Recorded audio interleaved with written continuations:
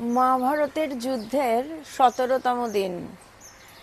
মহারথী কর্ণের মৃত্যু হয়েছে।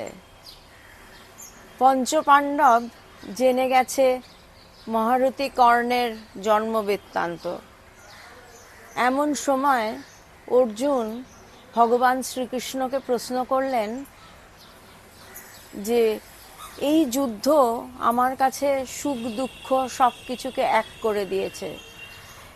সুখকে দুঃখ থেকে আলাদা করতে আমরা পারছি না। ভগবান শ্রীকৃষ্ণ তখন বললেন, সমস্ত যুদ্ধের সত্য এই একই রকম।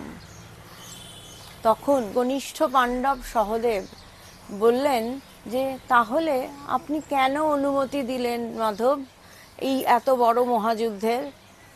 তখন শ্রীকৃষ্ণ বললেন যে অহিংসাই জীবনের পরম সত্য, কিন্তু যদি সেই অহিংসা আমাদের ভয় থেকে জন্ম নেয় তাহলে তা আমাদের কাপুরুষতা হিসেবে মনে করা হবে। আর যদি সেই অহিংসা আমাদের শক্তি এবং সামর্থ্য থেকে জন্ম নেয়, সেটাই হলো আমাদের আসল অহিংসা। অহিংসা কোনো কাপুরুষতা নয়, শক্তি সামর্থ্যের পরিচয় নয়।